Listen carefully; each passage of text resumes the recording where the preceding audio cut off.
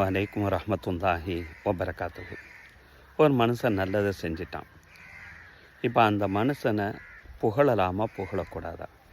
ஆனால் ஒரு நல்லது செய்யக்கூடிய நேரத்தில் அவனை புகழ்ந்தாத்தான் அவன் மேற்கொண்டு நல்லறங்கள் செய்கிறதுக்கு அது ஒரு ஆர்வத்தை ஏற்படுத்தும். இப்படியும் சில கேள்விகள் நம்மளில் உண்டு.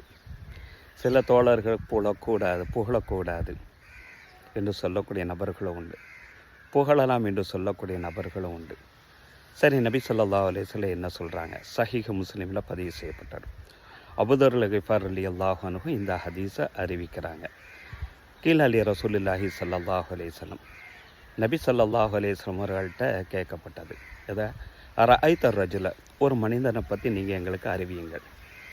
யஅமலு அமல மினல் ஹைர், ஒரு நல்ல செயலை அவர் செஞ்சிட்டார். இதுக்காக வேண்டி யஹ்மதுஹுன்னாஸ் அலைஹி, இந்த நல்ல செயலை செய்ததற்காக வேண்டி அந்த மனிதர்களை மக்கள் புகழ்கிறார்கள். இதனை பற்றி நீங்கள் என்ன நினைக்கிறீங்கிறது தான் நபி ஸல்லல்லாஹு அலைஹி வஸல்லம் அவர்களை நோக்கிய கேள்வி. அதுக்கு நபி ஸல்லல்லாஹு அலைஹி வஸல்லம் அவர்கள் பதில் சொல்லாங்க, தில்க ஆஜிலு புஷ்ரல் முக்மினீன், ஒரு இறை நம்பிக்கையாளனுக்கு விரைவாக கிடைக்கக்கூடிய ஒரு சுபசோபனம் என்றார்கள் நபி ஸல்லல்லாஹு அலைஹி வஸல்லம்.